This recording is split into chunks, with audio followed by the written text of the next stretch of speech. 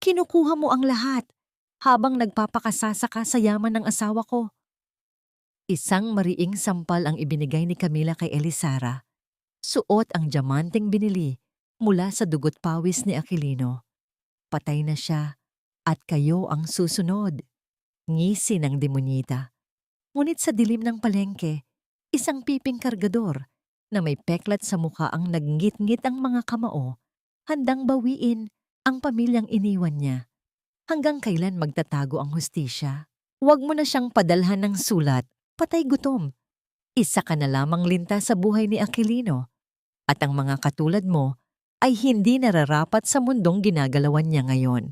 Ang boses ni Camila sa kabilang linya ay tila isang matalim na balisong na humihiwa sa katinuan ni Elisara. Kasabay nito ay ang malutong na tunog ng papel na pinupunit. Ang huling sulat na puno ng pagsusumamo na isinulat ni Elisara sa loob ng 3 gabi.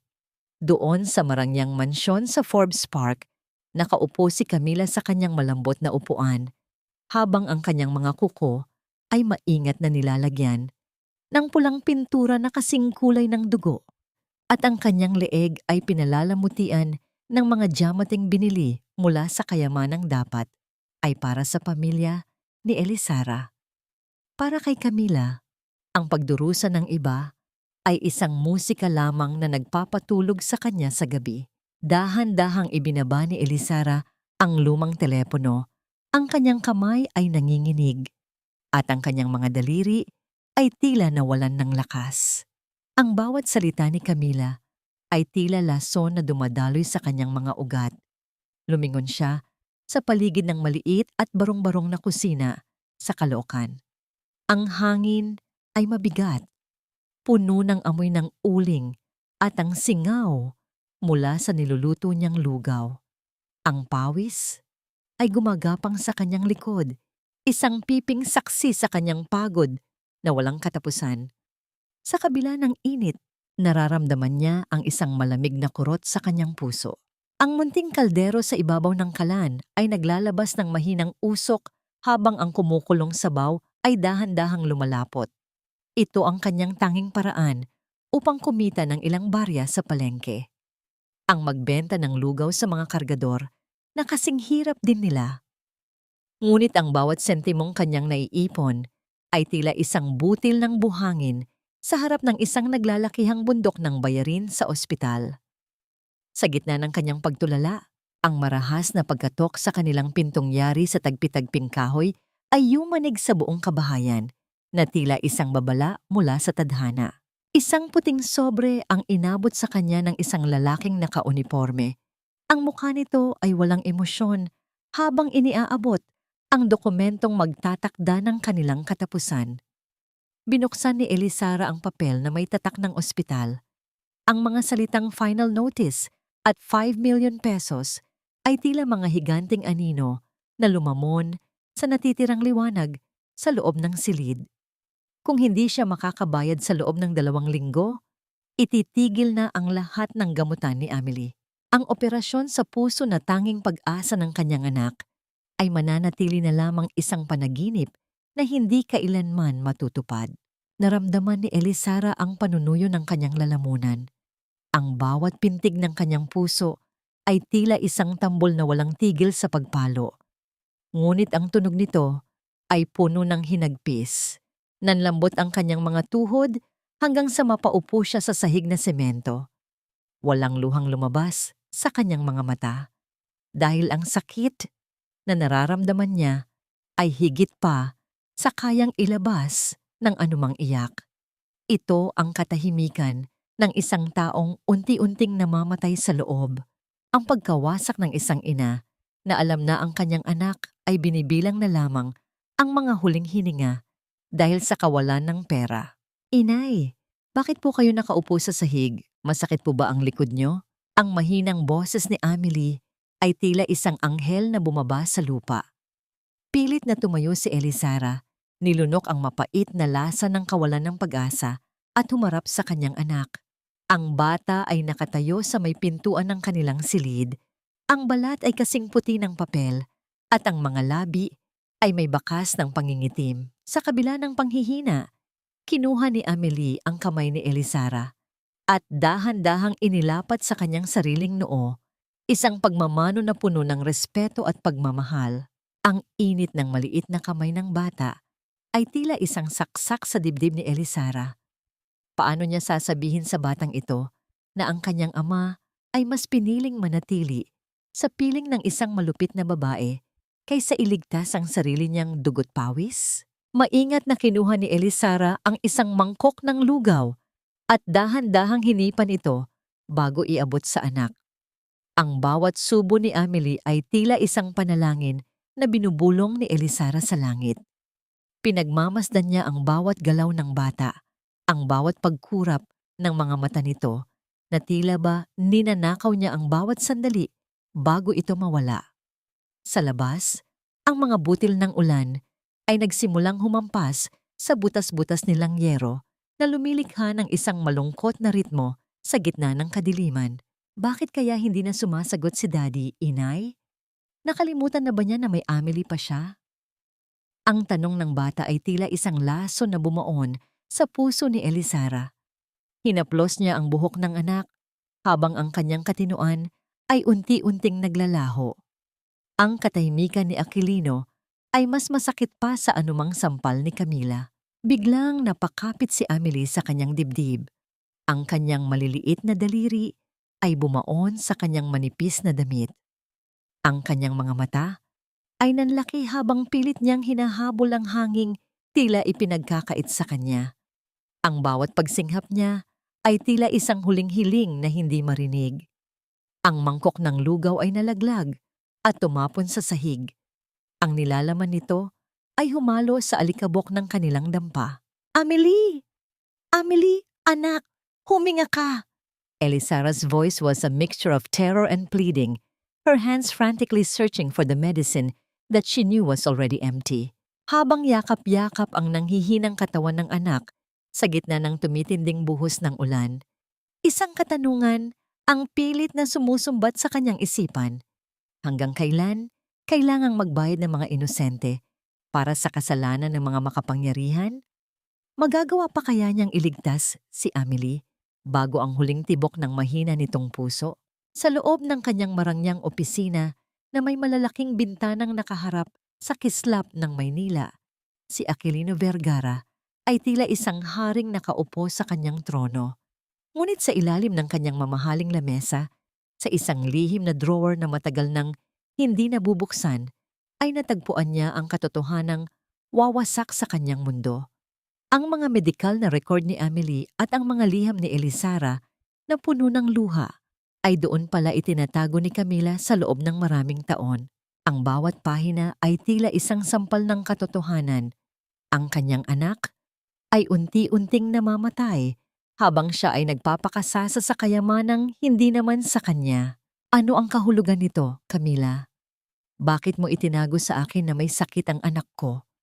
Ang boses ni Aquilino ay nanginginig sa galit habang ipinapakita ang mga dokumento sa kanyang asawa. Si Camila, na noon ay pumasok sa opisina na may dalang tasa ng kape, ay hindi man lamang nagpakita ng takot. Ipinatong niya ang tasa sa mesa at tinitigan si Aquilino nang may malamig na ngiti. Ang kanyang tinig ay walang bahid ng pagsisisi, bagkus ay puno ito ng panunumbat. Huwag kang magmalinis, Aquilino. Kung hindi dahil sa pamilya ko, nabubulok ka pa rin sa kangkungan. Binigyan kita ng pangalan, binigyan kita ng kapangyarihan. Utang na loob mo sa amin ang lahat ng tinatamasa mo ngayon. Ano ba ang halaga ng isang batang sakitin kumpara sa imperyong binuo natin? Hindi ko hahayaang masira ang lahat dahil lang sa isang pagkakamali mo sa nakaraan. Ang bawat salita ni Camila ay tila mga huling pako sa krus na pinapasan ni Aquilino. Noon lamang niya natanto na ang babaeng katabi niya sa pagtulog ay isang halimaw na nagkukubli sa ganda. Hindi na nag-isip pa si Aquilino. Kinuha niya ang kanyang susi ng sasakyan at mabilis na lumabas ng opisina. Ang tanging nasa isip niya ay ang makarating sa Caloocan, ang mahawakan ng kamay ni Elisara, at ang mailigtas ang kanyang anak bago maging huli ang lahat. Sumakay siya sa kanyang itim na sedan at pinaharurot ito sa kalsada. Ngunit habang binabagtas niya ang mabilis na daloy ng trapiko, naramdaman niya ang isang kakaibang pakiramdam sa kanyang sasakyan. Tinangka niyang apakan ng preno nang papalapit na siya sa isang kurbada. Ngunit ang pedal ay lumubog lamang nang walang anumang epekto. Ang matinis na pag-ungol ng goma sa aspalto ay naging huling tunog na narinig niya bago mawala ang kontrol sa manibela. Isang marahas na puwersa ang bumaligtad sa sasakyan na nagdulot ng pagkabasag ng lahat ng salamin. Ang libu-libong maliliit na kristal ay humiwa sa kanyang mukha at katawan na tila mga karayom ng katarungang naniningil sa kanyang mga pagkakasala. Ang mundo ay nag-ikot ng paulit-ulit hanggang sa isang malakas na pagtama ang nagpatigil sa lahat at ang kadiliman ay dahan-dahang lumamon sa kanyang katinoan. Ilang araw ang lumipas bago muling imulat ni Aquilino ang kanyang mga mata. Ang paligid ay hindi pamilyar. Isang maliit at tago na silid sa isang lumang klinika. Ang bawat paghinga niya ay may kasamang matinding hapdi sa kanyang dibdib. Sa gilid ng kanyang higaan, nakita niya si Alfredo, ang kanyang tapat na driver, na ang mukha ay puno ng pag-aalala. "Sir, salamat sa Diyos at gising na kayo. Akala ko ay hindi na kayo makakabalik." Mahinang bulong ni Alfredo habang iniaabot ang isang baso ng tubig. "Iniligtas kita bago pa man dumating ang mga tauhan ni Camila sa pinangyarihan ng aksidente. Sir, idineklara na kayong patay sa mga balita." Isang bangkay na hindi makilala ang ipinakita nila sa publiko. Nakuha na ni Ma'am Camila ang lahat ng kontrol sa kumpanya. Nanginginig ang mga kamay ni Aquilino habang pilit niyang inuupo ang sarili. Ang katotohanang wala na siyang pangalan at wala ng yaman ay hindi naging mahalaga sa kanya. Ang mas masakit ay ang isiping si Camila ay nagtatagumpay sa kanyang kasamaan habang ang kanyang pamilya ay nagdurusa. Dahan-dahang kinuha ni Aquilino ang isang maliit na salamin sa ibabaw ng lamesa sa kanyang tabi. Nang makita niya ang kanyang refleksyon, halos hindi niya makilala ang lalaking nasa harap niya. Isang mahaba at pangit na peklat ang bumagtas mula sa kanyang noo hanggang sa kanyang pisngi na nagpabago sa kanyang anyo. Ang kanyang mga mata, na dati ay puno ng pagmamataas, ay napalitan ng isang malalim na lungkot at nagniningas na puot. "Patay na si Aquilino Vergara," bulong niya. Ang kanyang boses ay naging paos at tila galing sa ilalim ng lupa. Ang bilyonaryong kinalimutan ng kanyang pamilya ay wala na. Ang natitira na lamang ay isang anino, isang multo na lalakad sa gitna ng mga tao upang bawiin ang lahat ng ninakaw sa kanya. "Sir, ano ang balak ninyong gawin?" tanong ni Alfredo nang may pag-aalangan. "Pupunta ako sa kanila, Alfredo, pero hindi bilang ang taong sumira sa buhay nila. Pupunta ako bilang isang taong handang magbayad ng lahat ng utang sa pamamagitan ng dugo at pawis." Habang nakatingin sa salamin, hinaplos ni Aquilino ang kanyang peklat. Alam niyang ito ang kanyang parusa at ito rin ang kanyang magiging proteksyon. Sa bawat hapdi ng kanyang mga sugat, naaalala niya ang bawat luhang ibinuhos ni Elisara. Ngunit sa gitna ng kanyang pagsisisi, isang takot ang bumalot sa kanya. Tatanggapin pa kaya siya ng kanyang pamilya kung ang tanging maibibigay niya ay ang kanyang mga sugatang kamay at ang kanyang piping presensya?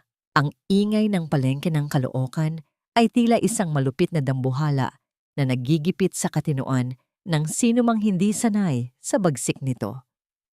Ang boses ng mga tindera na nag-aagawan sa atensyon ng mga mamimili ay humahalo sa kalansing ng mga baryang nagpapalipat-lipat sa mga kamay na puno ng uling at lansa. Sa gitna ng kaguluhang ito, isang lalaki ang naglalakad ng dahan-dahan. Ang kanyang ulo ay nakayuko at ang isang lumang sombrero ay halos tumatakip na sa kanyang buong muka. Ang bawat hakbang niya ay may kasamang bahagyang pagpilay at ang kanyang suot na kamiseta ay puno ng mantsa ng grasa at alikabok. malayo sa mga mamahaling telang dating yumayakap sa kanyang balat. Si Aquilino, na ngayon ay isa na lamang anino ng kanyang nakaraan, ay tumigil sa isang sulok kung saan ang amoy ng usok at luya ay nananaig. Mula sa ilalim ng kanyang sombrero, ang kanyang mga mata ay nanliit sa hapdi nang makita niya ang isang pamilyar na bulto ng babae. Si Elisara, ang kanyang Elisara. Nakatayo ito sa likod ng isang maliit na kariton. Ang kanyang mga braso ay tila nanginginig habang pilit na iniaangat ang isang dambuhalang kaldero ng lugaw. Ang dating makinis at maputi nitong balat ay sunog na sa ilalim ng init ng araw at ningas ng kalan, at ang kanyang mga mata ay may bakas ng matinding puyat at luhang hindi na maubos-ubos. Naramdaman ni Aquilino ang isang matinding pagbara sa kanyang lalamunan na tila ba may 1,000 tinik na tumusok doon. Gusto niyang tumakbo, gusto niyang agawin ang mabigat na kaldero, at gusto niyang lumuhod sa harap nito upang hingin ang lahat ng tawad sa mundo. Ngunit ang bawat kilos niya ay tila pinipigilan ng isang dambuhalang pader ng hiya at takot. Sino ba siya ngayon? Isang lalaking may pangit na peklat sa mukha, walang pangalan at walang maibibigay, kundi ang kanyang mga sugatang kamay. Kuya, bago ka lang ba rito? Kung gusto mong magkargador, doon ka mag-report sa opisina ni Mang Tino. Mukhang malakas ka naman, kahit may tama yung mukha mo. Ang boses ng isang matandang tindero ang pumutol sa kanyang gunita. Hindi sumagot si Aquilino. Sa halip, itinuro niya ang kanyang lalamunan at umiling ng dahan-dahan na tila ba ang kanyang boses ay tuluyan ng pumanaw kasama ng kanyang dating pagkatao. Mula sa araw na yon, siya ay naging ang piping kargador ng Caloocan. Sa loob ng ilang oras, ang kanyang katawan ay naging biktima ng malulupit na sako ng bigas na tila gustong durugin ang kanyang mga balikat. Ang bawat pagbuhat niya ay isang pisikal na pagbabayad sala. Ang hapdi ng kanyang mga kalamnan at ang init ng araw na tumatama sa kanyang peklat ay tila mga latigo na nagpapaalala sa kanya ng bawat maling desisyong nagawa niya noong siya ay nasa rurok pa ng kapangyarihan. Habang ang pawis ay dumadaloy sa kanyang mga mata, isang imahe lamang ang nagbibigay sa kanya ng lakas. Ang mukha ni Amelie na naghihintay ng himala. Nang sumapit ang hapon, ang paligid ay nabalot ng isang malungkot na kulay kahel. Pagod at tila madudurog na ang kanyang katawan, ngunit ang kanyang mga paa ay kusa siyang dinala pabalik sa pwesto ni Elisara. Nakita niya ang kanyang asawa na muling nagbubuhat ng mga gamit upang iligpit ang kariton. Walang pag-aalinlangan. Lumapit si Aquilino at kinuha ang pinakamabigat na lalagyan mula sa mga kamay ni Elisara. Salamat kuya, hindi mo na kailangang gawin yan, kaya ko naman. Napatingin si Elisara sa kanya. Ang kanyang mga mata ay puno ng pagtataka. Sa isang sandali, nagtagpo ang kanilang mga paningin. Ang puso ni Aquilino ay tila isang tambol na mabilis ang pagpalo, natatakot na baka makilala siya sa likod ng dumi at peklat.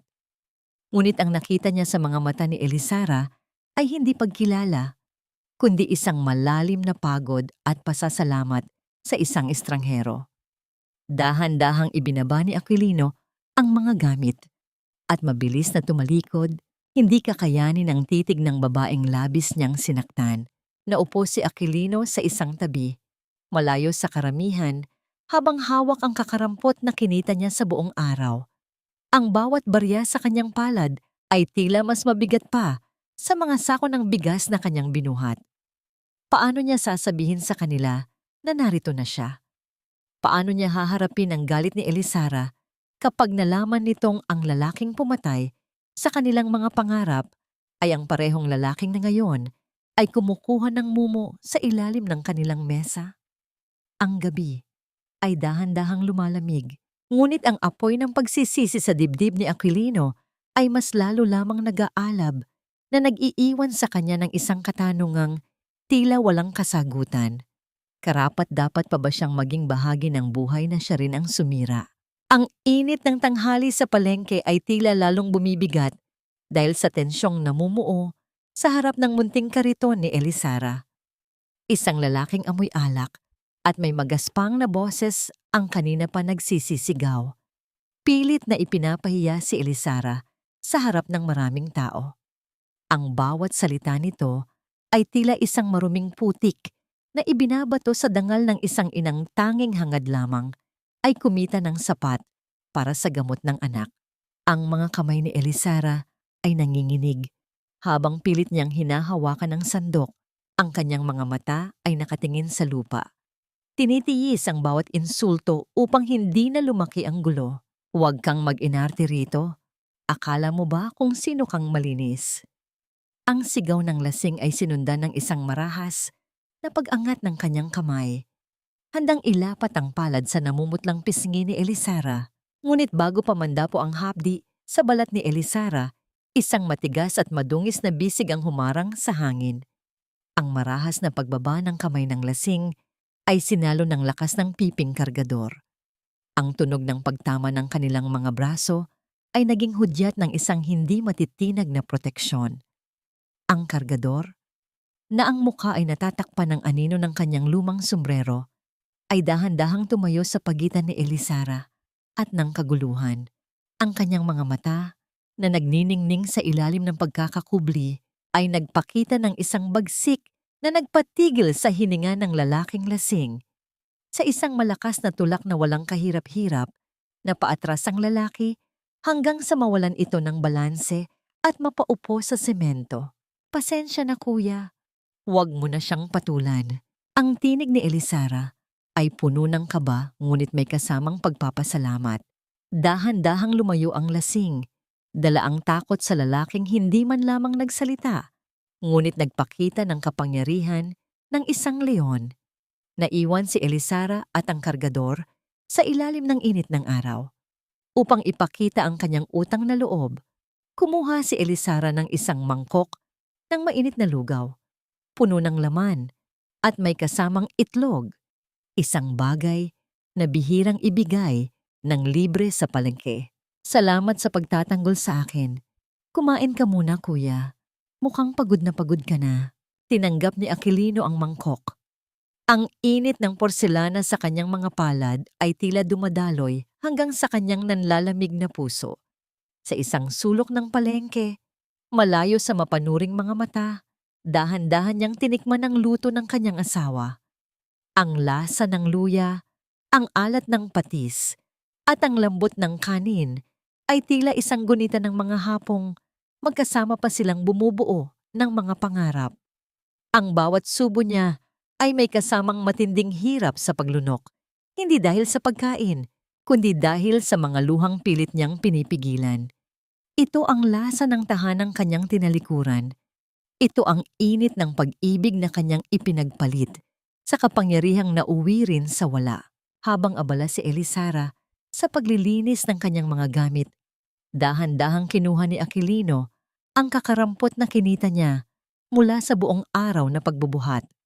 Walang nakakita nang isingit niya ang mga lukot na papel na pera sa loob ng bulsa ng apron ni Elisara na nakasabit sa gilid ng kariton. Ang bawat barya ay dugo at pawis niya, ngunit para sa kanya, ito ang pinakaunang marangal na perang na ibigay niya sa kanyang pamilya. Inay! Ang masayang sigaw ni Amelie ay pumunit sa katahimikan ng hapon. Ang bata ay dahan-dahang naglalakad, bit-bit ang isang maliit na pamaypay para sa kanyang ina. Nang makita niya ang kargador na nakaupo sa tabi, tumigil si Amelie. Sa kabila ng pangit na peklat sa mukha ng lalaki at ng madungis nitong anyo, ang bata ay hindi nagpakita ng takot. Sa halip, lumapit siya at kinuha ang magaspang na kamay ni Aquilino. Inilapat ni Amelie ang likod ng kamay ng kanyang ama sa kanyang munting noo. Magandang hapon po kuya. Salamat po sa pagtulong kay inay. Ang hapdi sa puso ni Aquilino ay tila hindi na makayanan. Ang pakiramdam ng balat ng kanyang anak sa kanyang kamay ay tila isang kuryenteng gumigising sa kanyang namatay na kaluluwa. Gusto niyang sumigaw. Gusto niyang sabihing, ako ito, ang iyong ama. Ngunit ang kanyang lalamunan ay nanatiling tikom. Isang mahaba at nanginginig na buntong hininga lamang ang kanyang nailabas habang marahang hinahaplos ang buhok ng anak bago mabilis na tumayo at naglakad palayo upang hindi makita ang kanyang pag-iyak. Napatingin si Elizara sa papalayong figura ng kargador. Isang kakaibang kurot sa kanyang dibdib. Ang naramdaman niya, isang pamilyar na amoy ng pabango na humalo sa amoy ng pawis at araw ang naiwan sa hangin. Bakit tila kilala ng kanyang puso ang mga matang iyon? Bakit ang haplos ng lalaking iyon sa kanyang anak ay tila punong-puno ng matinding pangungulila? Ngunit ang kanyang pag-iisip ay naputol ng isang mamahaling sasakyan ang huminto sa tapat ng kanyang pwesto. Ang pagbukas ng pinto nito ay naglabas ng isang nakakasilaw na kislap ng mga alahas. 3 lalaking nakasuot ng itim ang bumaba. Ang kanilang mga muka ay walang bakas ng awa habang tinititigan ang munting kariton ni Elizara. Alam ni Elizara ang ibig sabihin nito. Ang panganib na iniwasan niya sa Forbes Park ay natunto na siya sa kalukan. Sino ang magliligtas sa kanila ngayong ang kalaban ay hindi lamang isang lasing, kundi ang reynang may hawak ng kanilang kapalaran? Ang katahimikan ng hapon sa palengke ay biglang naging mabigat at mapanganib nang ang mga lalaking nakaitim ay magsimulang manalasa. Ang tunog ng pagkabali ng mga kahoy na balangkas ng munting kariton ni Elizara ay umalingaw-ngaw sa buong paligid, na sinundan ng marahas na pagbagsak ng malaking kaldero sa semento. Ang mainit na lugaw na pinaghirapan ni Elizara simula pa madaling araw ay kumalat sa maruming kalsada, humahalo sa alikabok at putik. Ang bawat pagsira nila sa kanyang mga kagamitan ay tila isang paglapastangan sa tanging kabuhayang bumubuhay sa kanyang may sakit na anak. Inay, inay, natatakot po ako. Ang yak ni Amelie ay punong-puno ng panginginig habang mahigpit siyang nakakapit sa laylayan ng damit ng kanyang ina. Ang bata ay nagsimulang mamutla. Ang kanyang munting kamay ay nakadiin sa kanyang dibdib habang ang kanyang puso ay pilit na lumalaban sa tindi ng takot. Ang bawat marahas na kilos ng mga lalaki ay tila isang dagok sa mahinang katawan ng bata. Isang makintab na sasakyan ang dahan-dahang huminto sa tapat ng nagaganap na gulo. Bumukas ang pinto nito at lumabas si Camila Soriano. Ang kanyang presensya ay tila isang malamig na hangin na nagpatahimik sa ingay ng palengke. Ang amoy ng kanyang mamahaling pabango ay sumalungat sa lansa at amoy ng uling sa paligid. Nakasuot siya ng isang eleganteng damit at may hawak na mamahaling bag habang ang kanyang mga mata ay puno ng pagkamuhing nakatingin kay Elizara. Binabayaran ko ang pwestong ito para tayuan ng isang modernong mall, Elizara. Kaya wala na kayong puwang dito. Lumayas kayo. Kayong mga hampas lupa na sumisira sa ganda ng lungsod na ito. Tinangka ni Elizara na tumayo at magsalita. Ngunit bago pa man siya makabigkas ng anuman, isang malakas na tulak mula sa isa sa mga tauhan ni Camila ang nagpabagsak sa kanya sa putikan. Ang lamig ng dumi ng palengke ay dumikit sa kanyang balat, isang simbolo ng matinding kahihiyan sa harap ng maraming taong nakamasid. Mula sa malayo, nakita ni Aquilino ang lahat. Ang kanyang mga kamao ay nakakuyom hanggang sa bumaon ang kanyang mga kuko sa kanyang palad. Kinuha niya ang isang mahabang tubo ng bakal sa gilid ng isang bodega. Ang kanyang mga mata ay nagniningning sa galit na tila gusto niyang pumatay. Susugod na sana siya upang durugin ang sino mang humawak sa kanyang asawa. Ngunit bigla siyang natigilan nang magtagpo ang kanyang paningin at ang mapanuring mga mata ni Camila. Napagtanto ni Aquilino na kapag lumaban siya ng buong lakas, makikilala siya ni Camila. Ang kanyang mga galaw, ang kanyang tindig, lahat ng yon ay magbubunyag sa kanyang tunay na pagkatao. Kung mangyayari iyon, hindi lamang siya ang mapapahamak, kundi pati na rin sina Elizara at Amelie. Kailangan niyang magtiis. Kailangan niyang maging isang biktima upang iligtas ang mga taong mahal niya. Binitawan ni Aquilino ang bakal at tumakbo patungo sa kinaroroonan ni na Elisara. Sa halip na lumaban, ginamit niya ang kanyang buong katawan upang maging kalasag. Ang bawat sipa at suntok ng mga tauhan ni Camila ay tinanggap niya ng walang reklamo. Ang tunog ng pagtama ng mga bota sa kanyang mga tadyang at likod ay tila isang piping saksi sa kanyang sakripisyo. Ang dugo ay nagsimulang humalo sa putik sa kanyang mukha. Ngunit nanatili siyang nakayakap sa paanan ni Elisara at Amelie. Tinitiyak na walang anumang sakit ang dadapo sa kanila. Tama na yan. Nakakasawa na ring panoorin ang mga langaw na ito. Utos ni Camila ng may pagkabagot. Dahan-dahan siyang lumapit sa putikan kung saan nakasubsob si Elisara.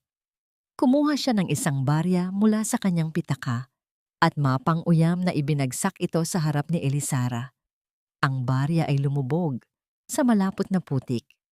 Ayan, pampaospital mo sa batang yan na mukhang malapit ng mamatay. Isama mo na rin ang pambili ng gamot para sa piping aso na ito na nagtatanggol sa inyo. Kasunod ng isang malakas na pag-abante ng sasakyan, lumisan si Camila na nag-iiwan ng usok at alikabok. Naiwan si Elisara sa gitna ng putikan habang ang kanyang mga braso ay mahigpit na nakayapos kay Amelie.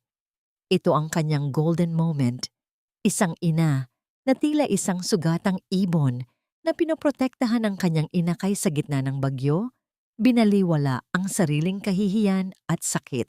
Nang dahan-dahang lumuwag ang yakap ng piping kargador, nakita ni Elisara ang kalagayan nito.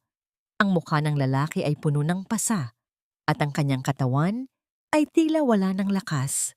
Ang piping kargador ay dahan-dahang nawalan ng malay sa kanyang harapan. Ang kanyang mga kamay ay nananatiling nakahawak sa laylayan ng damit ni Elisara hanggang sa huling sandali ng kanyang katinuan. Kuya! Kuya! Gumising ka! Tulong! Tulungan niyo kami! Ang sigaw ni Elisara ay umalingaw-ngaw sa palengke, punong-puno ng desperasyon at takot. Habang hawak niya ang malamig na kamay ng estrangherong nag-alay ng buhay para sa kanila, naramdaman ni Elisara ang isang katanungang bumabagabag sa kanyang kaluluwa. Bakit ang isang taong hindi naman nila kaano-ano ay handang mamatay para sa kanila, habang ang taong dapat ay nagtatanggol sa kanila ay ang mismong dahilan ng kanilang pagdurusa? Ang loob ng maliit na barong-barong sa dulo ng iskinita ay nababalot ng malamig na dilim. Tanging ang munting apoy mula sa gasera ang nagbibigay ng dilaw na liwanag na sumasayaw sa dingding na yari sa pinagsama-samang tabla at karton. Ang hangin ay amoy lupa at amoy gamot, isang timpla ng kahirapan at pagsisikap na mabuhay. Sa ibabaw ng isang manipis na banig, nakahiga ang piping kargador. Ang kanyang bawat paghinga ay may kasamang mahinang ungol ng sakit dahil sa mga pasang tinamo ng kanyang katawan. Inihanda ni Elisara ang isang maliit na palanggana ng maligamgam na tubig at isang piraso ng malinis ngunit kupas na tela. Dahan-dahan siyang lumuhod sa tabi ng lalaki, ang kanyang mga galaw ay puno ng pag-iingat na tila ba ang lalaking nasa harap niya ay yari sa bubog na madaling mabasag. Nang magsimulang idapo ni Elisara ang basang tela sa sugatang balikat ni Aquilino, naramdaman ng lalaki ang init na dumaloy sa kanyang buong pagkatao. Hindi ito ang init ng lagnat, kundi ang init ng kalinga na matagal na niyang kinalimutan noong siya ay nalulunod pa sa kanyang mga bilyon. Pasensya ka na, kuya. Ito lang ang kaya kong gawin para makabawi sa'yo. Kung hindi dahil sa pagharang mo, baka nasa ospital na kaming mag-ina ngayon o baka mas malala pa. Ang tinig ni Elisara ay gumaralgal, puno ng pigil na emosyon. Habang maingat niyang pinupunasan ang dugo sa gilid ng labi ni Aquilino, hindi napigilan ni Elisara ang mapatingin sa mahabang peklat sa mukha ng kargador. Sa kabila ng pangit na pilat na yon, may isang pamilyar na lungkot sa mga mata ng lalaki na tila humihila sa kanyang kaluluwa. Ang bawat dampi ng tela ni Elisara ay tila isang haplos ng pagpapatawad na hindi pa niya kayang ibigay sa kanyang sarili. Alam mo ba, kuya, may asawa ako dati. Mayaman siya. Tinitingala ng marami. He promised me the world, promised to protect us. Pero noong dumating ang pagkakataon na kailangan namin siya, pinili niya ang kapangyarihan. He left us for a woman who has everything while his own daughter is struggling to breathe. Napakawalang kwenta niya, di ba? Ang bawat salita ni Elisara ay tila isang matalim na balisong na paulit-ulit na tumatama sa puso ni Aquilino. Pinikit niya ang kanyang mga mata nang mariin, ang kanyang lalamunan ay tila sasabog sa tindi ng pigil na hikbi. Ang kanyang mga balikat ay nagsimulang manginig, hindi dahil sa sakit ng mga pasa, kundi dahil sa bigat ng katotohanang ang babaeng mahal niya ay labis na nasasaktan dahil sa kanya. Sa paningin ni Elisara, ang panginginig na yon ay bunga lamang ng lagnat, kaya lalo niyang hinigpitan ang pag-aalaga. Nakalimutan na siguro niya kami. Siguro ay masaya na siya sa mansyon niya habang kami ay namumuhay sa putikan. Pero ikaw, na hindi namin kaano-ano, ikaw ang nag-alay ng buhay mo para sa amin. Napakabuti ng puso mo, kuya. Ang katahimikan ng gabi ay binalot ng isang malalim na damdamin. Nang matapos si Elisara sa paglilinis ng mga sugat, naupo siya sa tabi ni Aquilino. Ang kanyang likod ay nakasandal sa posteng kahoy. Ang matinding pagod ng nagdaang araw ay unti-unting lumingon sa kanya hanggang sa dahan-dahang pumikit ang kanyang mga mata. Sa gitna ng kanyang pagkakatulog, ang kanyang ulo ay dahan-dahang sumandal sa balikat ni Aquilino. Dahan-dahang iminulat ni Aquilino ang kanyang mga mata nang maramdaman niya ang bigat ng ulo ni Elisara sa kanyang balikat. Ang mundo ay tila huminto sa pag-ikot. Sa sandaling iyon, wala ang mga bilyon, wala ang mga kumpanya, at wala ang galit. Ang tanging naroon ay ang dalawang pusong sugatan na naghahanap ng kapayapaan sa gitna ng unos. Inabot ni Aquilino ang kamay ni Elisara. Isang kamay na punong-puno ng kalyo at gaspang dahil sa pagtatrabaho sa palengke. Ang golden moment na ito ay nagbigay sa kanya ng isang masakit na pagkamlat. Ang mga kalyo sa kamay ni Elisara ay ang mga markang iniwan ng kanyang pagpapabaya. Dahan-dahan niyang inilapat ang kanyang magaspang na palad sa kamay ni Elisara. Isang tahimik na sumpa na hinding-hindi na siya aalis. Ngunit ang kapayapaang yon ay biglang napunit ng ang katahimikan ng gabi ay basagin ng isang mabilis at mababaw na paghinga mula sa kabilang sulok ng barong-barong. Ang mga mata ni Aquilino ay nanlaki nang makita si Amelie. Ang bata ay nakahawak sa kanyang dibdib. Ang kanyang muka ay naging kasing puti ng abo. At ang kanyang mga labi ay tila nawalan na ng kulay. Ang bawat pagsinghap ng bata ay tila isang pakikipag-agawan sa kamatayan. Ang kaba sa dibdib ni Aquilino ay tila isang dambuhalang alon na lumunod sa kanyang katinuan. Sa kalagitnaan ng gabi, sa gitna ng kanilang munting tahanan, ang pinakakinatatakutan ni Elisara ay nagaganap na. Magagawa pa kaya nilang habulin ang bawat segundong natitira? O ang gabing ito na ang magiging huling saksi sa buhay ng kanilang anak? Ang bawat pagsinghap ni Amelie ay tila isang kapirasong hangin na pilit ninanakaw mula sa kanyang munting baga. Isang tunog ng pakikipaglaban na nagpabangon kay Elisara mula sa kanyang pagkakahimbing ng may matinding takot sa dibdib. Sa ilalim ng malamig na liwanag ng buwan na tumatagos sa butas na bubong, nakita ni Elisara ang kanyang anak na naninigas ang mga kamay habang ang mga labi nito ay unti-unti nang nilalamon ng kulay ng lila. Ang katahimikan ng gabi ay biglang napunit ng kanyang panaghoy. Isang hiling na huwag munang bawiin ang buhay ng kanyang kaisa-isang kayamanan. Hindi na nag-isip pa ang piping kargador. Sa kabila ng hapdi ng kanyang mga sariwang sugat at ang panghihina ng kanyang katawan, mabilis na binuhat ni Aquilino si Amelie. Ang bigat ng bata sa kanyang mga bisig ay tila walang katumbas sa bigat ng pagsisising dumudurog sa kanyang kaluluwa. Tumakbo siya palabas ng iskinita binabagtas ang putik at ang biglang buhos ng ulan na tila nakikiramay sa kanilang pighati. Ang bawat hakbang ni Aquilino ay isang pakikidigma sa sariling kirot. Ang kanyang mga bota ay lumulubog sa malapot na dumi ng kalsada habang sa likod niya ay humahabol si Elisara. Umiiyak at tinatawag ang pangalan ng anak sa gitna ng unos. Pagdating sa charity ward ng pampublikong ospital, ang amoy ng alkohol at ang lamig ng aircon ay hindi nagbigay ng kapanatagan, kundi isang masidhing kaba. Inihiga ni Aquilino si Amelie sa isang bakanting stretcher. Ang kanyang mga kamay ay nanginginig habang pilit na inaayos ang buhok ng bata na nabasa ng ulan. Ngunit bago pa man makalapit ang sinumang doktor, isang nurse ang humarang sa kanila.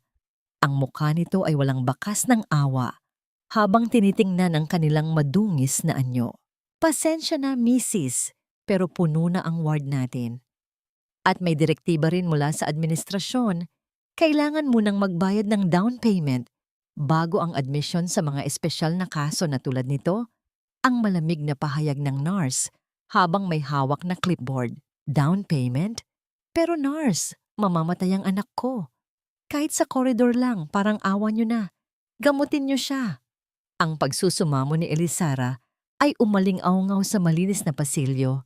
Lumuluhod siya sa malamig na tile na sahig habang hinahawakan ang laylayan ng uniforme ng nurse. Lumapit ang isang doktor na may suot na salamin. Tiningnan ang pangalan sa record ni Amelie at tila may naalalang utos mula sa itaas. Alam ni Aquilino ang ibig sabihin ng mga tingin na iyon. Ang mahabang galamay ni Camila ay nakarating na hanggang dito. Ginamit ng babaeng iyon ang kanyang posisyon sa board of directors upang harangan ang bawat pintong maaaring takbuhan ni na Elisara. Ito ang pinakamasakit na uri ng paghihiganti, ang paggamit sa buhay ng isang inosenteng bata upang tapusin ang isang labanang pampamilya sa isang madilim na sulok ng emergency room malayo sa paningin ni Elisara. Dahan-dahang itinuon ni Aquilino ang kanyang mga kamao sa pader. Ang bawat suntok niya sa matigas na semento ay hindi naglabas ng anumang tunog, kundi ang pagpisak ng kanyang sariling laman at ang pagdausdos ng dugo sa kanyang mga kamao. Ang piping galit na sumasabog sa kanyang dibdib ay tila isang apoy na gustong tumupok sa buong gusali. Siya ang may kasalanan nito. Ang kanyang dating pagmamataas at ang kanyang pagpili sa maling tao ang nagdala sa kanyang anak sa pintuan ng kamatayan. Lumapit si Aquilino kay Amelie na ngayon ay nakahiga sa malamig na stretcher sa gilid ng koridor, tila isang basurang itinabi dahil wala silang pambayad. Ang golden moment na ito ay naganap sa gitna ng kawalan ng pag-asa. Kumuha si Aquilino ng isang lumang panyo mula sa kanyang bulsa at dahan-dahang pinunasan ang putik at dumi sa maliliit na paa ni Amelie. Ang bawat haplos niya ay puno ng pag-iingat at paggalang. Tila ba humihingi siya ng tawad sa bawat hakbang na hindi niya nagawa noong siya ay may kakayahan pa. Ang pag-aalaga ng isang hamak na kargador sa isang batang itinaboy ng mundo ay isang tanawing nagpakurot sa puso ni Elisara na noon ay nakamasid lamang sa malayo. Mrs., ito ang billing statement para sa operasyon at ang kailangang deposito para manatili siya rito. Ang puting papel na inabot ng nurse ay tila isang hatol ng kamatayan. 5 milyong piso at kailangan itong mabayaran sa loob ng 2 linggo. Kung hindi, ang munting puso ni Amelie ay tuluyan ng hihinto sa pagtibok. 5 milyong piso para sa isang inang nagbebenta lamang ng lugaw at para sa isang kargador na barya-barya lamang ang kinikita sa bawat sako ng bigas. Dahan-dahang tiningnan ni Elisara ang papel. Pagkatapos ay tumingin siya sa piping lalaki na nasa tabi niya. Ang kanyang mga mata ay wala ng ilaw. Tanging ang anino na lamang ng isang inang sumusuko na sa tadhana. Sa gitna ng nakabibinging katahimikan ng ospital, isang katanungan ang pilit na humihiwa sa kanilang katinuan. Saan sila kukuha ng halagang kayang bumili ng buhay kung ang tanging pag-aari nila ay ang kanilang mga sugatang katawan at ang isang pag-ibig na tila huli na para sa lahat. Ang bawat kaladkad ng kanyang mga tuhod sa malamig at magaspang na semento ng lumang simbahan ay isang tunog ng matinding sakripisyo na tanging isang ina lamang ang may kakayahang gumawa. Sa loob ng dambana na nababalot ng amoy ng natutunaw na kandila at usok ng kamangyan, si Elisara ay dahan-dahang lumalakad ng paluhod mula sa bukana ng pinto patungo sa altar. Ang bawat sentimetro ng kanyang pagabante ay may kasamang hapdi na tumatagos sa kanyang mga buto. Ngunit ang sakit sa kanyang mga tuhod ay wala pa sa kalingkingan ng sakit na dumudurog sa kanyang puso sa bawat pag-iisip niya kay Amelie. Ang paligid ay nababalot ng katahimikan ng madaling araw. Ang tanging maririnig ay ang mahinang pagaspas ng hangin sa mga bintanang gawa sa makukulay na bubog at ang mabibigat na paghinga ng mga taong nagnanais ng himala. Sa harap ng imahe ng Nazareno, tuluyang bumigay ang katawan ni Elisara. Isinubsob niya ang kanyang mukha sa kanyang mga palad, habang ang kanyang mga balikat ay nanginginig sa bawat pigil na hikbi. Panginoon, parusa ko ba ito? Parusa ko ba ito dahil umibig ako sa maling tao at nabulag sa mga pangakong tila buhangin na tinangay ng agos? Kung mayroon man akong pagkakasala, sa akin niyo na lamang po ipataw ang lahat. Parang awa niyo na. Kunin niyo na po ako. Huwag lang ang anak ko. Huwag niyo po siyang idamay sa aking mga pagkakamali. Ang pagsusumamo ni Elisara ay umalingaw-ngaw sa loob ng simbahan, isang tinig ng desperasyon na tila humihingi ng katarungan mula sa langit. Hindi niya alam na sa likod ng isang malaking haligi, may isang lalaking nakamasid sa bawat patak ng kanyang luha. Si Aquilino ay nakatayo sa dilim. Ang kanyang mukha ay natatakpan ng anino, habang ang kanyang mga mata ay nagniningning din sa sariling pighati. Ang bawat paghagulgol ni Elisara ay tila isang latigo na humahampas sa kanyang kaluluwa. Siya ang lalaking tinutukoy nito. Siya ang maling taong naging dahilan ng lahat ng pasakit na ito. Gusto sanang lumapit ni Aquilino. Gusto niyang hawakan ang mga balikat ni Elisara at sabihing hindi ito ang dapat parusahan. Ngunit ang kanyang mga paa ay tila nakabaon sa sahig ng simbahan. Ang golden moment na ito ay naging saksi sa kanyang huling pagpapakumbaba. Nang tumayo si Elisara upang mag-alay ng kandila, mabilis na lumapit si Aquilino sa lugar kung saan lumuhod ang asawa. Nag-iwan siya ng isang malinis na panyo sa ibabaw ng bangko. Ang tanging bagay na kaya niyang ibigay sa sandaling iyon upang punasan ang mga luhang siya rin ang may gawa. Tahimik na lumabas si Aquilino ng simbahan habang ang unang sikat ng araw ay nagsisimulang gumuhit sa kalangitan. Ang lamig ng hangin sa labas ay nagbigay sa kanya ng isang panibagong lakas. Ang oras ng pagtatago at pagpapakababa ay tapos na. Hindi sapat ang magbuhat ng sako ng bigas upang iligtas si Amelie. Kailangan niyang harapin ang mga demonyong kanyang binuo sa nakaraan. Naglakad siya patungo sa isang pampublikong telepono sa kanto ng kalsada. Ang kanyang mga kamay ay nanginginig habang inihuhulog ang ilang barya sa makipot na butas ng makina. Ang bawat pag-ikot ng numero ay tila isang hakbang patungo sa isang digmaang alam niyang maaring ikamatay niya. Ngunit ito na lamang ang tanging paraan. Matapos ang ilang sandali ng paghihintay, narinig niya ang pagbukas ng linya sa kabilang panig. Hello? Sino ito? Ang boses ni Attorney Aguilar ay puno ng pagtataka at puyat. Hindi agad nagsalita si Aquilino. Hininga lamang niya ang naririnig sa kabilang linya. Isang mabigat at nanginginig na hininga ng isang taong galing sa impyerno at handang bumalik doon para sa hustisya. Dahan-dahan niyang inilapit ang kanyang bibig sa mouthpiece at sa unang pagkakataon, matapos ang mahabang panahon ng pananahimik, binitawan niya ang mga salitang babago sa kapalaran ng lahat. Aguilar. Si Aquilino ito. Buhay ako. Ang katahimikan sa kabilang linya ay naging mas matindi pa sa katahimikan ng libingan. Sa gitna ng maingay na kalsada ng Caloocan, habang ang mga tao ay nagsisimula nang gumising para sa panibagong araw ng paghihirap, Ang multo ng nakaraan ay tuluyan ng nagbalik. Ngunit sapat na kaya ang kanyang pagbabalik upang mabayaran ang 5 milyong pisong halaga ng buhay ng kanyang anak, o ang kanyang tinig ay magiging hudyat lamang ng isang mas malaking trahedya para sa pamilyang pilit niyang binubuo.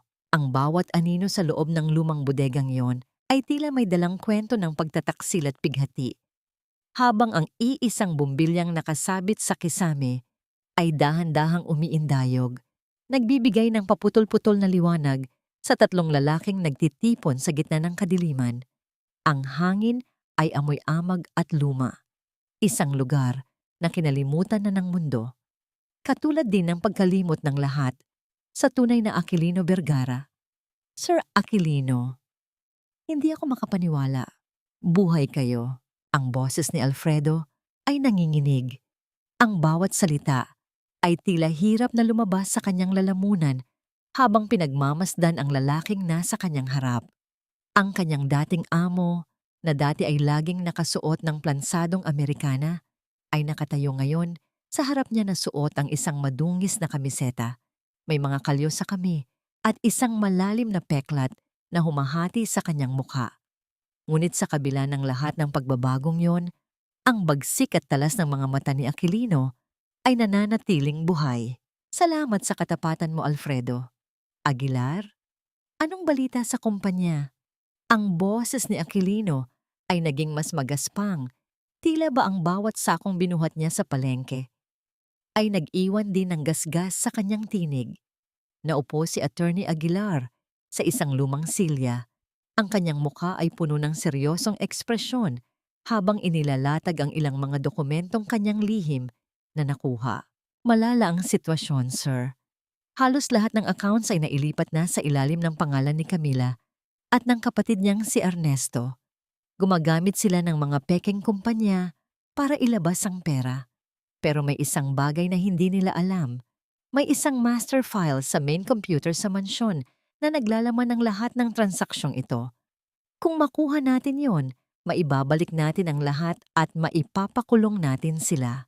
Kailangan nating maghintay ng tamang pagkakataon, ang malamig na pahayag ni Aquilino. Ang kanyang mga mata ay nakatuon sa isang maliit na butas sa pader kung saan pumapasok ang liwanag ng buwan. Sa ngayon, hayaan nating isipin ni Camila na siya ang panalo. Hayaan nating magpakasasa siya sa mga ninakaw niya. Sir, kinuha ko ang ilang mahahalagang gamit niyo bago nila tuluyang iligpit ang lahat. Dahan-dahang inilabas ni Alfredo ang isang maliit na kahon mula sa kanyang bag. Sa loob nito ay isang mamahaling Rolex na relo, ang paboritong kagamitan ni Aquilino noong siya ay nasa rurok pa ng kapangyarihan. Kislap ng ginto at diamante ang bumungad sa kanila, isang simbolo ng mundong tinalikuran na ni Aquilino. Tiningnan ito ni Aquilino ng matagal, ngunit hindi niya ito hinawakan. Sa halip, itinaas niya ang kanyang kanang braso kung saan nakasuot ang isang simpleng bracelet na gawa sa straw. Ang regalong ibinigay sa kanya ni Amelie noong nakaraang hapon. Ito ang tanging kayamanang kailangan ko ngayon, Alfredo. Ang gintong yan ay hindi kayang bumili ng isang minutong karagdagang buhay para sa anak ko. Itago mo yan. Gamitin mo kung kailangan natin ng pondo para sa mga susunod nating hakbang. Ang golden moment na ito ay nagpabago sa kapaligiran ng bodega. Ang dating matigas at malamig na bilyonaryo ay tila tuluyan ng natunaw, at ang natira ay isang amang may mas malalim na layunin. Ang pagtanggi ni Aquilino sa kanyang dating luho ay naging hudyat ng kanyang ganap na pagbabago. Nang sumapit ang madaling araw, bumalik si Aquilino sa kanyang papel bilang ang piping kargador. Ang init ng araw sa palengke ay muling humampas sa kanyang balat habang binuhat niya ang unang sako ng bigas para sa araw na yon. Ang bawat pagtulo ng kanyang pawis ay tila isang panalangin para sa kanyang pamilya. Sa malayo, nakikita niya si Elisara na abala sa pag-aayos ng kanyang mga sirang gamit. Pilit na bumabangon mula sa pagkawasak na dulot ni Camila. Ang bawat sulyap ni Aquilino sa asawa ay puno ng nanginginig na pag-ibig. Isang damdaming hindi niya maipahayag sa pamamagitan ng salita. Ngunit ang tahimik na pagsisikap na yon ay biglang naputol ng isang lalaking nakasuot ng maayos na suit ang lumapit sa pwesto ni Elisara. May dala itong isang puting sobre na may tatak ng korte. Mula sa kanyang kinatatayuan, nakita ni Aquilino ang pagbabago sa mukha ni Elisara. Mula sa pagtataka, patungo sa isang matinding takot na tila ba ang lahat ng dugo ay nawala sa kanyang katawan. Ano ito? Tanong ni Elisara. Ang kanyang boses ay puno ng kaba. Mrs., ito ay isang subpoena. May kaso kayong kinakaharap mula kay Ma'am Camila Soriano. Inirereklamo kayo ng illegal squatting at child neglect. At dahil sa inyong kalagayan, may utos na rin mula sa korte na kunin si Amelie upang mapunta sa pangangalaga ng Department of Social Welfare bilang ward of the state. Ang papel na hawak ni Elisara ay dahan-dahang nalukot sa kanyang kamay habang ang kanyang buong katawan ay nagsimulang manginig. Ang balitang yon ay tila isang dambuhalang alon na tuluyang lumunod sa kanyang huling pag-asa. Ang katarungang matagal na niyang hinihintay ay tila naging isang malupit na biro. Sa malayo, ang piping kargador ay napabitaw sa sako ng bigas na kanyang pasan. Ang kanyang puso ay tila tumigil sa pagtibok sa gitna ng matinding kaba. Magagawa pa kaya niyang manatili sa anino ngayong ang mismong kaluluwa ng kanyang pamilya ay pilit ng kinukuha ng kaaway? Mrs., huwag na po tayong gumawa ng eksena. Para rin ito sa ikabubuti ng bata. Mas mabuti ang kalagayan niya sa pangangalaga ng gobyerno kaysa dito sa ganitong kapaligiran. Ang boses ng babaeng social worker ay tila yelo sa lamig. Walang anumang bahid ng simpatiya habang tinititigan ang tagpi-tagping dingding ng barong-barong ni Elisara. Sa likod niya ay 2 pulis na may suot na seryosong mukha. Ang kanilang mga kamay ay nakapatong sa kanilang mga sinturon kung saan nakasabit ang mga posas at batuta. Ang bawat hakbang nila sa loob ng maliit na espasyo ay tila isang paglapastangan sa tanging santuaryo na natitira para sa mag-ina. Hindi niyo pwedeng kunin ang anak ko. Buhay ko siya. Hindi ko siya pinapabayaan. Ang panaghoy ni Elisara ay tila isang sugatang hayop na pilit na binabawi ang kanyang inakay. Mahigpit niyang niyakap si Amelie na ngayon ay nanginginig sa takot at hirap sa paghinga. Ang bata ay nagsimulang umiyak nang walang tunog. Ang tanging maririnig ay ang mababaw at mabilis na pagsinghap nito ng hangin habang ang kanyang maliliit na daliri ay bumaon sa damit ng kanyang ina. Ang bawat pagtatangka ng mga otoridad na lumapit ay sinasalubong ni Elisara ng isang matinding pag-iling. Ang kanyang mga mata ay naniningkad sa desperasyon ng akmang hahawakan na ng isang pulis ang braso ni Elisara upang pilit na ihiwalay ang bata. Isang matipunong figura ang humarang sa pintuan. Ang piping kargador ay nakatayo doon.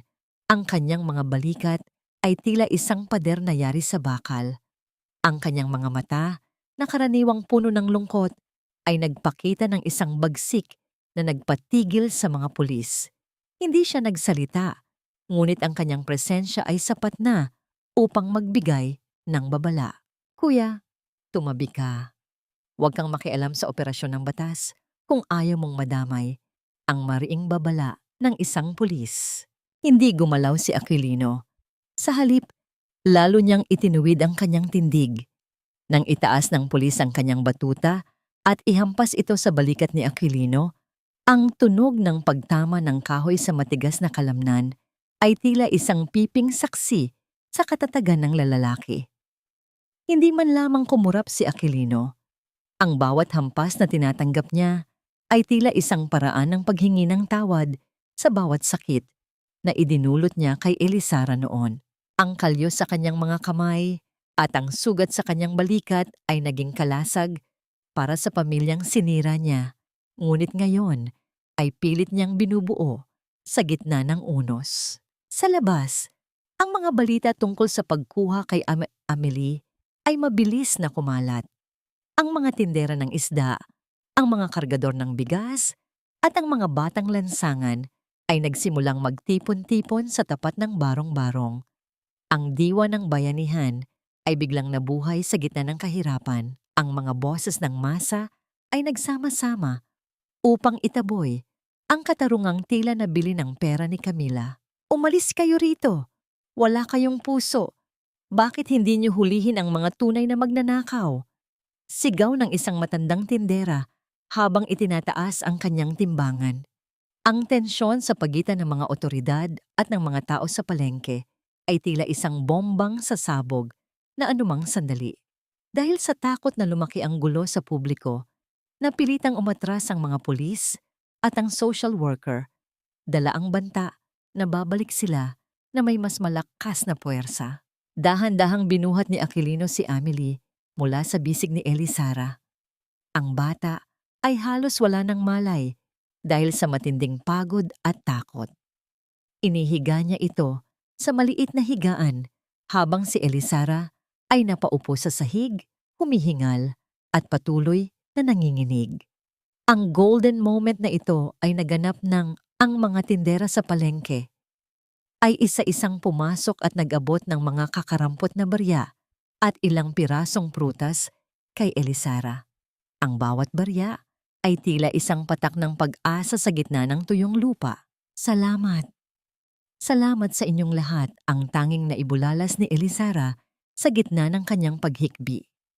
Inalalayan ni Aquilino si Elisara na makatayo. Ang kanyang kamay ay marahang humawak sa likod ng asawa upang bigyan ito ng lakas. Sa sandaling iyon, ang kanilang mga paningin ay muling nagtagpo. Ang pasasalamat sa mga mata ni Elisara ay humalo sa isang malalim na pagtatanong. Tila ba, sinusubukan niyang unawain kung bakit ang estrangherong ito ay handang maging kalasag para sa kanila. Ngunit ang munting katahimikang yon ay biglang naputol. Ang ilaw mula sa maliit na bumbilya sa kisame ay dahan-dahang kumutitap hanggang sa tuluyan itong mamatay. Kasabay nito, ang mahinang tunog ng oxygen machine na tumutulong kay Amelie na huminga ay biglang tumigil. Ang katahimikan na sumunod ay mas nakakabingi pa sa anumang sigaw. Ang nakatatakot na katahimikan ng isang makinang nawalan ng kuryente sa gitna ng buhay at kamatayan ay tila isang kamay na sumasakal sa huling pag-asa ni na Elisara at Aquilino. Ang nakabibinging katahimikan na sumunod sa paghinto ng makina ay tila isang hatol ng kamatayan na lumutang sa loob ng madilim na silid. Ang bawat segundo ay tila isang patalim na bumabaon sa dibdib ni Elisara habang pinagmamasdan ang kanyang anak na pilit na humihingi ng hangin mula sa tadhana. Ang kadiliman ay naging kaaway, isang dambuhalang anino na unti-unting lumalamon sa huling pag-asa ng isang ina. Amelie! Anak, huwag kang bibitaw. Kuya, anong gagawin natin? Wala tayong kuryente. Ang boses ni Elisara ay puno ng panginginig. Ang kanyang mga kamay ay napaikot sa walang buhay na tubo ng oxygen machine, habang ang kanyang mga luha ay mabilis na dumadaloy sa kanyang namumutlang pisngi. Hindi na naghintay pa ang piping kargador. Sa gitna ng dilim, ang kanyang mga mata ay nagpakita ng isang determinasyong tila apoy na nag-aalab. Alam niyang mayroong isang maliit na klinika sa kabilang kanto na mayroong reserbang tangke ng oxygen, ngunit ang daan patungo doon ay nababalot ng baha at putik dahil sa walang tigil na buhos ng ulan. Hindi alintana ang kanyang mga sugatang paa at ang panghihina ng kanyang katawan, mabilis na lumabas si Aquilino sa ulan. Ang bawat patak ng ulan na tumatama sa kanyang balat ay tila mga karayom ng pagsisisi. Tumakbo siya sa gitna ng madulas na iskinita. Ang kanyang mga bota ay lumulubog sa malapot na dumi habang ang hangin ay humahampas sa kanyang peklat sa muka. Pagdating sa klinika, gamit ang huling lakas ng kanyang mga bisig at ang natitirang barya mula sa kanyang bulsa, nakuha niya ang isang mabigat na tangke ng oxygen. Ang pagbabalik ni Aquilino ay isang pagsubok sa kanyang pisikal na hangganan. Pinasan niya ang dambuhalang tangke sa kanyang likod. Ang bakal nito ay bumaon Sa kanyang balikat na dati ay sanay sa mga sako ng bigas, ngunit ang bigat na ito ay mas matindi dahil bitbit nito ang buhay ng kanyang anak. Ang dugo ay nagsimulang tumulo mula sa kanyang mga gasgas sa balikat, humahalo sa ulan at pawis, ngunit hindi siya tumigil. Ang bawat hakbang niya ay isang panalangin, isang sakripisyo ng isang amang handang ibigay ang kanyang huling hininga para sa kanyang dugo't pawis. Nang makarating siya sa barong-barong, halos wala na siyang lakas upang tumayo. Ngunit sa pagkakita kay Amelie, na halos wala ng kulay ang mga labi, mabilis niyang naikabit ang tubo mula sa tangke patungo sa bata. Ang dahan-dahang pagpasok ng hangin sa mga baga ni Amelie ay tila isang himalang nagpabalik ng kulay sa kanyang mukha. Ang bawat malalim na pagsinghap ng bata ay naging hudyat ng tagumpay laban sa kamatayan. Napayakap si Elisara sa piping kargador sa gitna ng matinding emosyon. Ito ay isang yakap na puno ng pasasalamat, isang kilig na hinaluan ng pait at tamis. Naramdaman ni Aquilino ang init ng katawan ni Elisara sa kanyang dibdib, ang amoy ng kanyang asawa na matagal na niyang kinalimutan ay muling gumising sa kanyang natutulog na puso. Sa sandaling iyon, ang kanyang mga braso ay tila gustong pumulupot ng mahigpit kay Elisara, nais na sabihing hinding-hindi na niya ito pababayaan muli. Ang kanilang mga puso ay nag-usap sa katahimikan ng gabi, isang pag-uunawaang hindi nangangailangan ng anumang salita. Kinabukasan, habang ang unang sikat ng araw ay tumatagos sa mga siwang ng kanilang dampa, dahan-dahang iminulat ni Amelie ang kanyang mga mata. Nakita niya ang kargador na nakaupo sa sahig, pagod at sugatan. Kinuha ng bata ang isang maliit na piraso ng papel at isang krayola. Sa kabila ng panghihina, gumuhit siya ng isang larawan, isang babae, isang bata, at isang lalaking may peklat sa muka na may malalaking pakpak ng isang anghel. Inabot ni Amelie ang drawing kay Aquilino.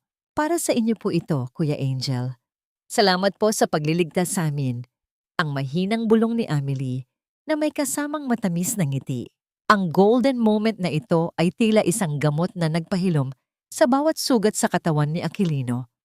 Ang pagkilala ng bata sa kanya bilang isang tagapagligtas ay mas mahalaga pa sa anumang parangal na natanggap niya noong siya ay isang bilyonaryo pa. Ngunit ang munting kaligayahan na yon ay mabilis na nabura ng makaramdam si Aquilino ng isang panginginig sa kanyang bulsa. Dahan-dahan niyang inilabas ang kanyang lumang keypad phone. Isang mensahe mula kay Attorney Aguilar ang bumungad sa kanya. Ang bawat titik ay tila isang babala ng paparating na unos.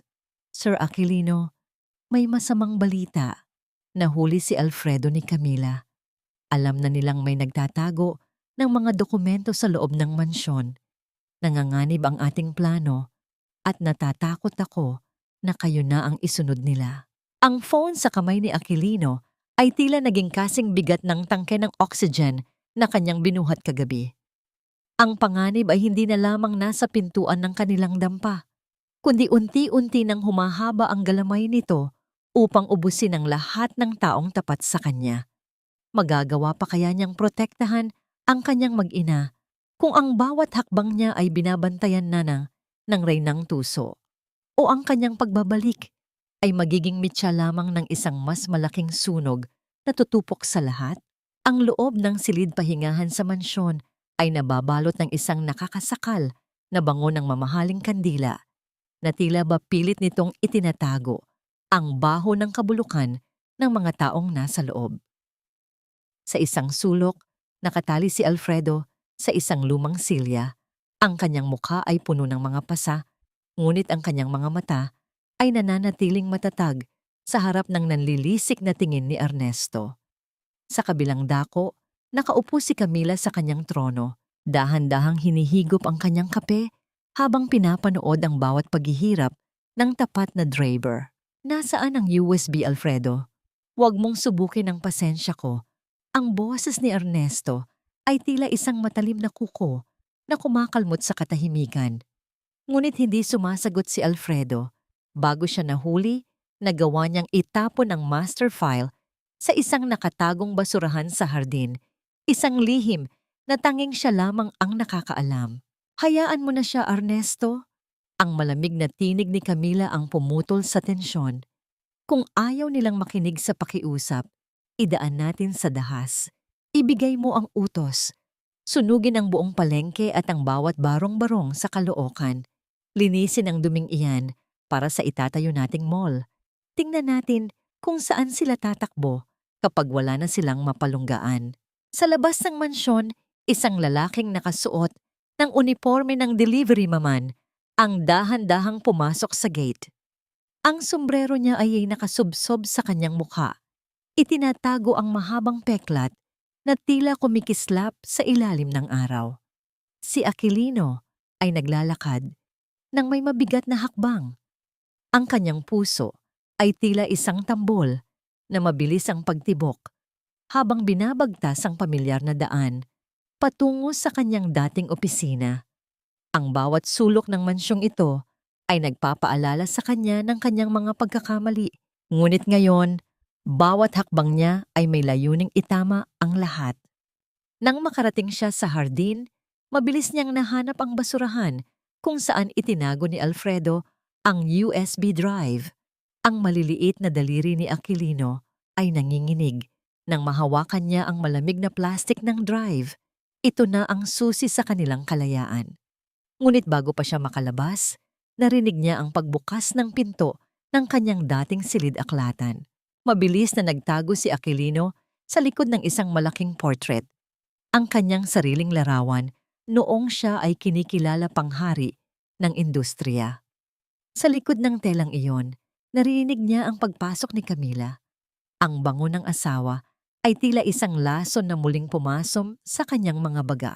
Ang tanga mo, Aquilino, ang mapanguyam na bulong ni Camila habang tinititigan ng larawan. Akala mo ay mahal mo ako, pero ang totoo, ginamit lang kita para makuha ang korona mo. Ngayon, nabubulok ka na sa ilalim ng lupa at ang pamilya mong pulubi ay susunod na rin sa'yo. Ang bawat salita ni Camila ay tila isang matalim na balisong na tumatama sa likod ni Aquilino. Ang naito ay puno ng matinding ironya. Ang lalaking nasa larawan ay nasa likod lamang nito, nakikinig sa bawat panlalait ng babaeng kanyang pinagkatiwalaan. Gustong sumigaw ni Aquilino, gustong lumabas at ipakita ang kanyang mukha, ngunit pinigilan niya ang kanyang sarili. Ang kanyang mga kuko ay bumaon sa matigas na kahoy ng frame ng painting hanggang sa dumugo ang kanyang mga daliri. Nang tuluyang lumabas si Camila, mabilis na tumakas si Aquilino mula sa mansyon. Ang bawat hakbang niya ay tila isang karera laban sa tadhana. Ngunit nang makarating siya sa bukana ng Caloocan, ang kanyang mundo ay muling gumuho. Ang langit na dati ay madilim dahil sa gabi ay ngayon ay nababalot ng isang nakakatakot na kulay kahel. Ang usok ay tila isang dambuhalang kamay na sumasakal sa kalangitan. Ang apoy ay mabilis na kumakalat, nilalamon ang bawat pangarap at bawat munting tahanan sa palengke. Sa gitna ng naglalagablab na apoy, ang tanging nasa isip ni Aquilino ay ang kanyang mag-ina, Elisara, Amelie. Ang kanyang piping tinig ay tila sumisigaw sa loob ng kanyang kaluluwa habang tumakalbo siya patungo sa nag-aapoy na impyerno. Magagawa pa kaya niyang iligtas ang mga taong mahal niya? O ang lahat ng kanyang pagsisikap ay mauuwi rin sa abo? Ang naglalagablab na apoy ay tila isang dambuhalang hayop na kumakain sa bawat munting tahanan sa Caloocan. Nilalamon ang mga pangarap na binuo mula sa pawis at pagsisikap. Ang kalangitan na dati ay madilim, ay napalitan ng isang nakapapansin na kulay kahel, habang ang makapal na usok ay tila isang malupit na kamay na sumasakal sa huling pag-asa ng mga naninirahan doon. Ang init ay hindi na makayanan. Tila tinutunaw nito ang balat at nagdudulot ng matinding hapdi sa bawat pagkurap ng mga mata. Sa gitna ng kaguluhang ito, ang piping kargador ay tumatakbo patungo sa sentro ng impyerno, Hindi alintana ang panganib na naghihintay sa bawat hakbang. Nang makarating siya sa kinaroroonan ng kanilang barong-barong, ang puso ni Aquilino ay tila tumigil sa pagtibok. Ang bubong na yari sa yero ay dahan-dahang gumuho at sa ilalim ng nagbabagang kahoy at usok, nakita niya si Elisara. Nakayuko ang kanyang asawa, ang kanyang buong katawan ay ginawa niyang kalasag upang protektahan si Amelie na nasa kanyang ilalim. Ang bawat paghinga ni Elisara ay puno ng ubo at hirap, ngunit hindi siya bumibitaw sa pagkakayakap sa kanilang anak. Dahan-dahang pumasok si Aquilino sa gitna ng naglalagablab na guho. Ang bawat piraso ng nasusunog na kahoy na bumabagsak sa kanyang mga balikat ay tila hindi niya nararamdaman dahil sa tindi ng adrenaline at pagmamahal. Ginamit niya ang kanyang matitipunong braso, ang mga brasong sanay sa pagpasan ng mabibigat na sako, upang itulak ang nagbabagang haligi na humaharang sa daan. Ang bawat pagpisak ng kanyang balat dahil sa init ay isang sakripisyong handa niyang bayaran. Sa wakas, naabot niya ang nanginginig na kamay ni Elisara. Binuhat niya ang dalawa ng sabay, ang kanyang katawan, ang nagsilbing dingding laban sa mga talsik ng apoy, habang mabilis silang lumabas mula sa nasusunog na dampa. Nang makalabas sa ligtas na lugar, halos hindi na makahinga si Aquilino. Ang kanyang mukha ay nababalot ng uling at ang kanyang mga damit ay may mga bakas ng sunog. Ngunit ang tanging tiningnan niya ay ang maputlang mukha ni Amelie. Mabilis silang dinala sa ospital sa tulong ng mga kapitbahay. Ang puting ilaw ng pasilyo ng emergency room ay tila isang malupit na paalala ng katotohanan. Habang inililipat si Amelie sa isang stretcher, si Elisara ay napaupo sa sahig. Ang kanyang mga kamay ay puno ng abo at ang kanyang boses ay tuluyan ng nawala dahil sa tindi ng pag-iyak at usok. Ang piping kargador ay nanatili sa tabi niya. Ang kanyang mga kamay ay nanginginig habang nakatingin sa saradong pinto ng silid kung saan ipinasok ang kanilang anak. Ang golden moment ay naganap sa gitna ng malamig na pasilyong yon. Lumapit si Aquilino kay Elisara at kahit hindi siya makapagsalita, ang kanyang mga mata ay nagsabi ng lahat ng pagsisisi at pag-ibig sa mundo. Dahan-dahan niyang inilapit ang kanyang mukha at hinayaan ang isang mainit na luha na pumatak sa noo ni Elisara. Ang bawat patak ng luhang iyon ay tila isang pangako ng katarungan. Pagkatapos, dahan-dahan niyang hinubad ang kanyang lumang sombrero at iniwan ito sa upuan sa tabi ni Elisara. Isang huling alaala ng piping kargador bago siya tuluyang maglaho sa anino upang harapin ang huling laban. Tumayo si Aquilino. Ang kanyang tindig ay muling nagbago. Ang pilay sa kanyang paglakad ay tila nawala dahil sa tindi ng puot. Alam niyang ito na ang oras upang tapusin ang kasamaan ni Camila. Kinuha niya ang USB drive sa kanyang bulsa, ang huling sandata na magpapabagsak sa reyna ng Forbes Park. Ngunit bago pa siya makalabas ng pinto ng ospital, isang mahabang tunog mula sa loob ng emergency room ang bumasag sa katahimikan. Ang tunog ng heart monitor na nagpapatunay na ang puso ni Amelie ay tumigil na sa pagtibok. Isang mahaba at tuwid na linya ang lumitaw sa screen na sinundan ng isang huling pagsinghap ng hangin ni Elisara bago siya humagulgol ng malakas, isang tunog ng pagkawasak na umaalingaw-ngaw sa buong koridor. Ang bawat hibla ng pag-asa ay tila tinupok na rin ng apoy, nag-iiwan lamang ng isang katanungang tila walang kasagutan.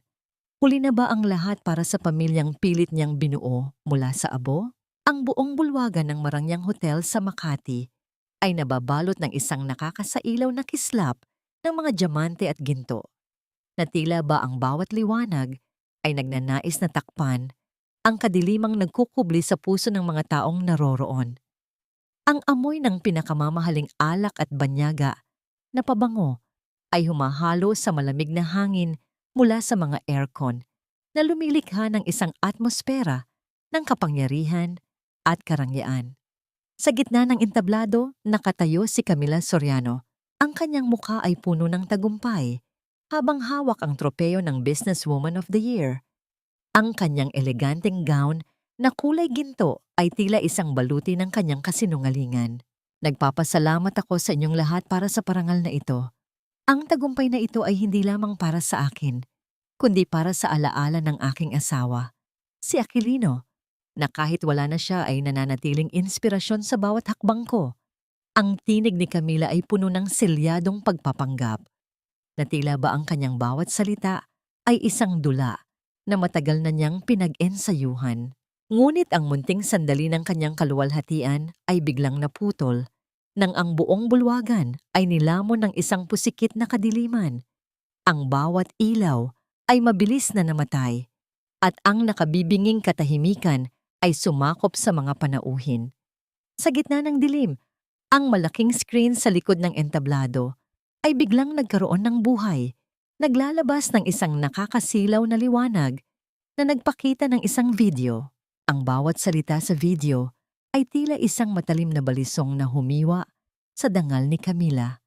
Ang kanyang boses at ang boses ni Ernesto habang pinag-uusapan ang pananabutahe sa sasakyan ni Aquilino at ang paglilipat ng pondo mula sa kumpanya patungo sa kanilang lihim na accounts.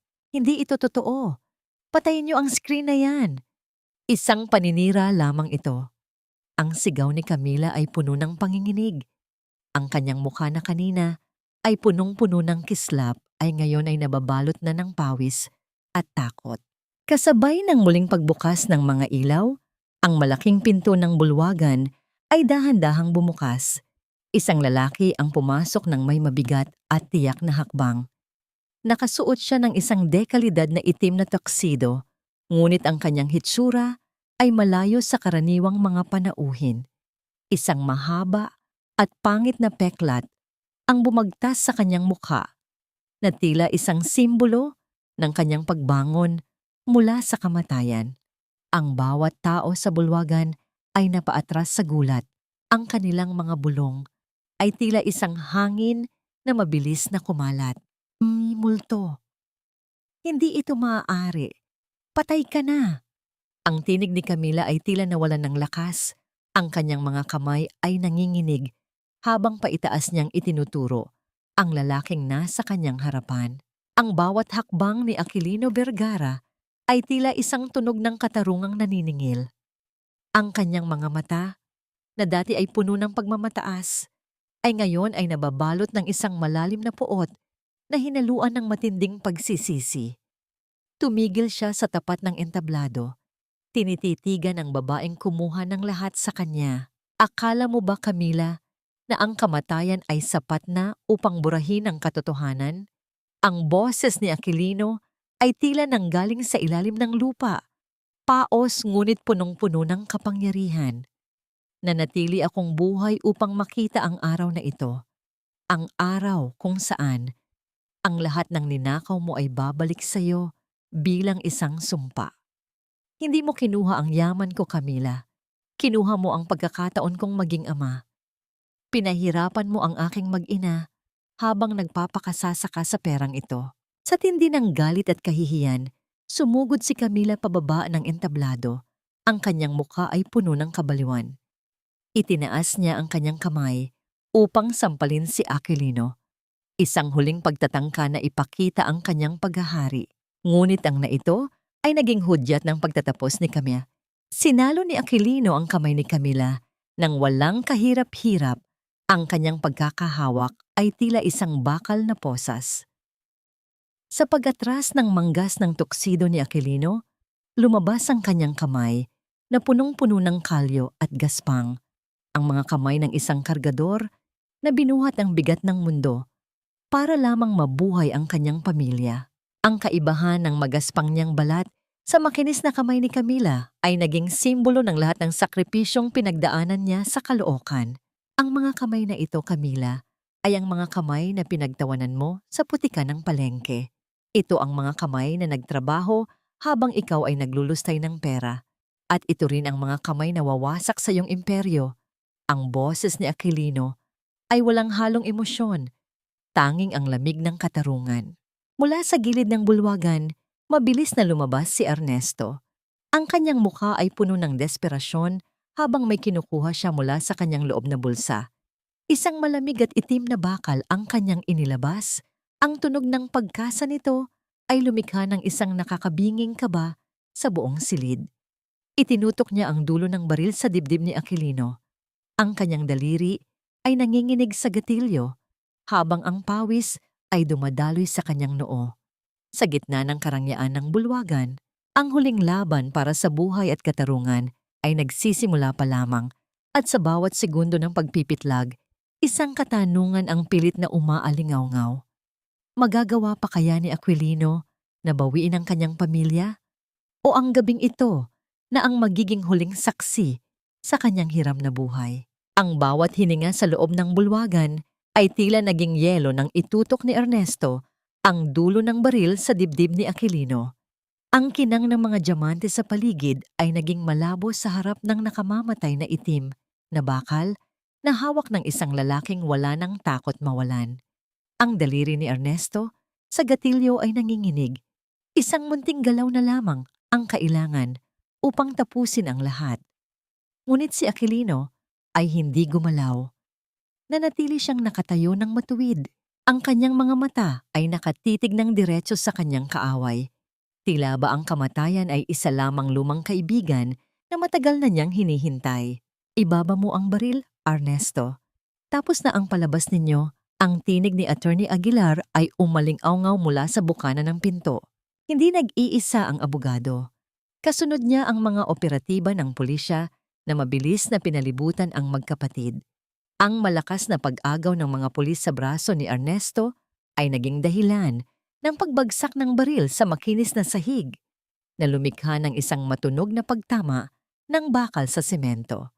Sa isang mabilis na pagkilos, ang mga kamay ni Ernesto at Camila ay iginapos ng malamig na bakal ng mga posas.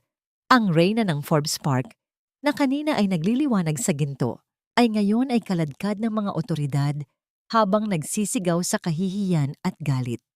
Ang kanyang mukha ay nabahira ng sariling maskara dahil sa iyak, isang larawan ng ganap na pagkatalo. Hindi pa tayo tapos, Aquilino. Isinusumpa ko, hindi ka magiging masaya. Ang sigaw ni Camila ay unti-unting humina habang inilalabas siya ng bulwagan hanggang sa ang tanging maiwan ay ang mabigat na katahimikan ng katarungan. Ngunit walang bakas ng tagumpay sa mukha ni Aquilino. Sa halip na magdiwang, mabilis siyang tumakbo palabas ng hotel. Ang kanyang puso ay tila isang tambol na mabilis ang pagpalo. Hinahabol ang bawat segundo para makabalik sa ospital.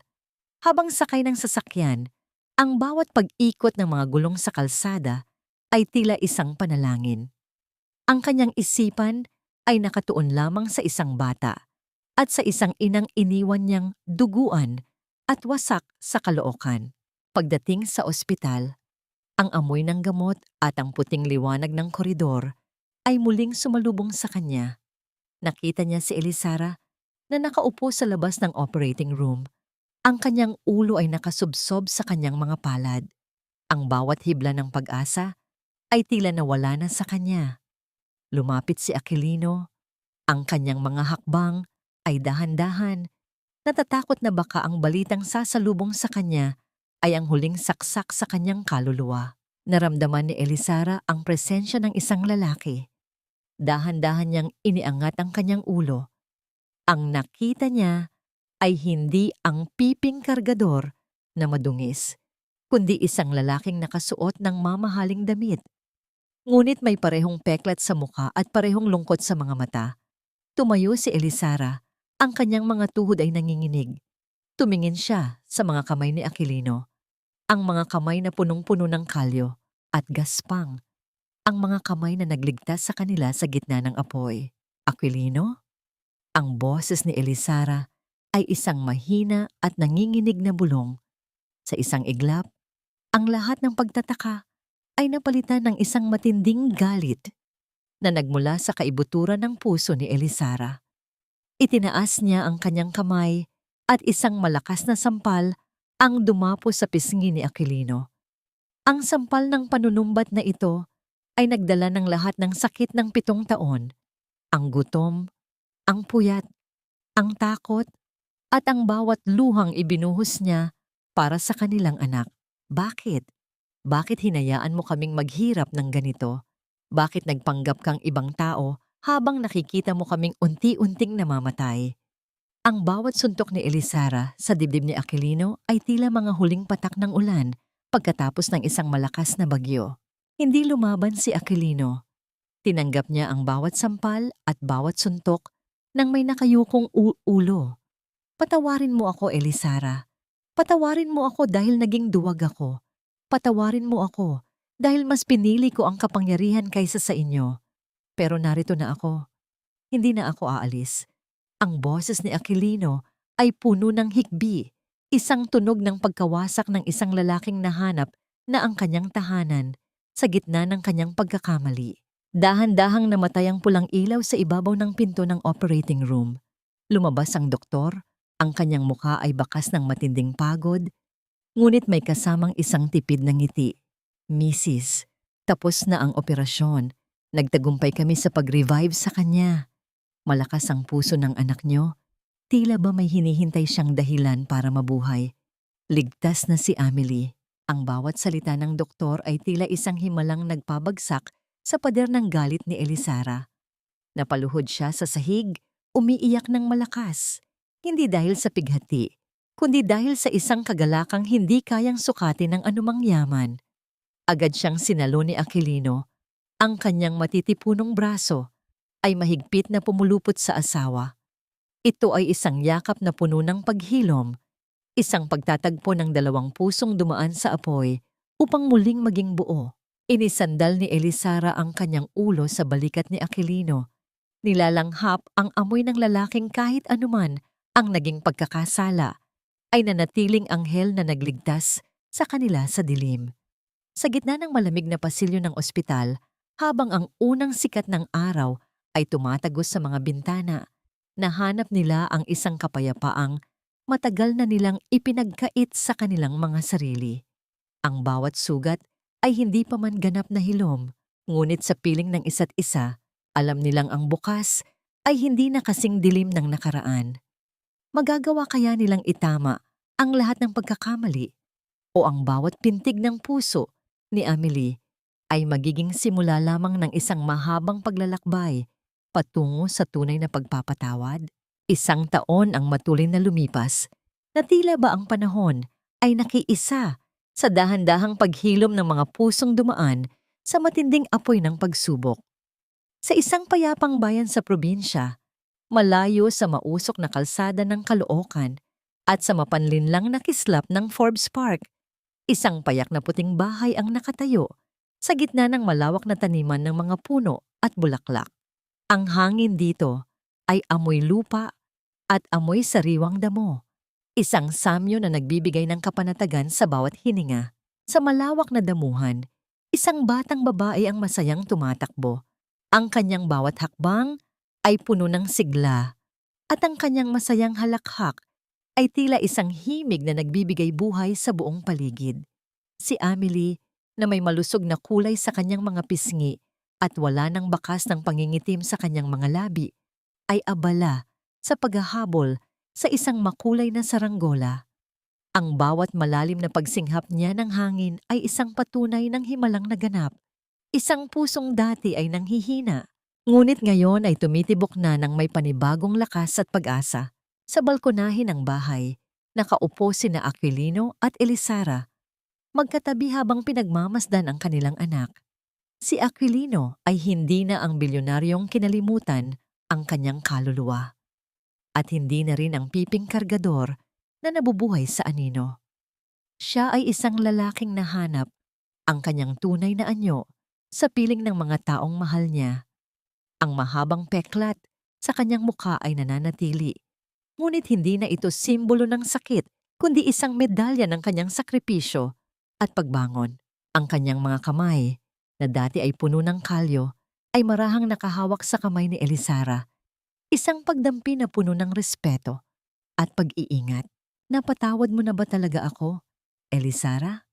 Ang tanong ni Aquilino ay isang mahinang bulong. Ang kanyang boses ay puno ng katapatan habang tinititigan ng kanyang asawa. Dahan-dahang isinandig ni Elisara ang kanyang ulo sa balikat ni Aquilino.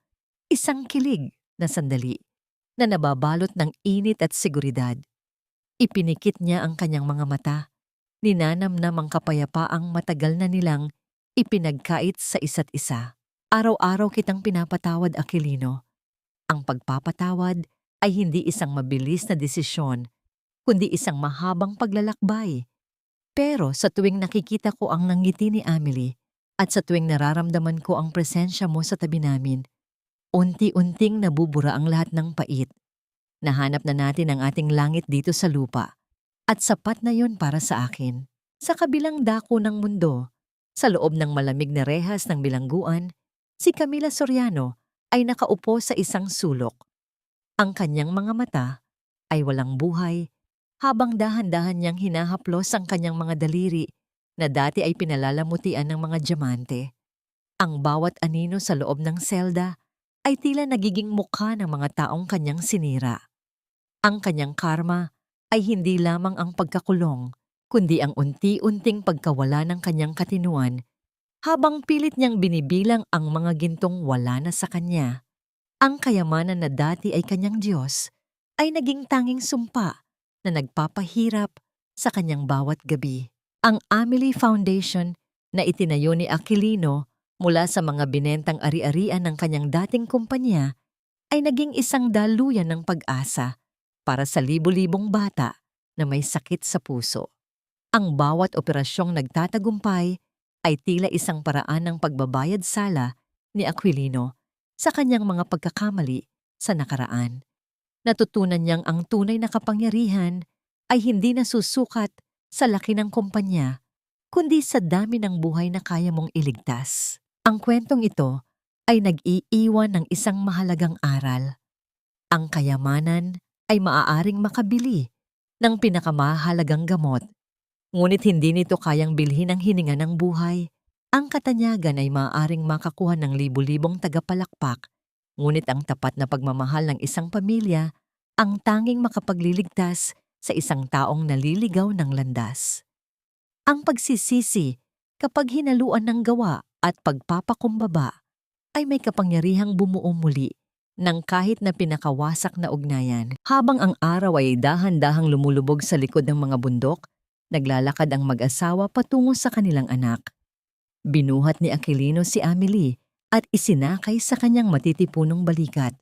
Ang parehong mga balikat na dati ay pumapasan ng mabibigat na sako ng bigas, ngunit ngayon ay pasan ang pinakamagandang regalo ng tadhana. Sa kanilang paglalakad, pabalik sa loob ng bahay, ang bawat hakbang nila ay isang simbolo ng paghihilom. Sila ay isang pamilyang dumaan sa bagyo, nadulas sa putik at muntik ng mawasak, ngunit dahil sa pag-ibig at pagpapatawad, sila ay nanatiling nakatayo, mas matibay, mas totoo at mas payapa.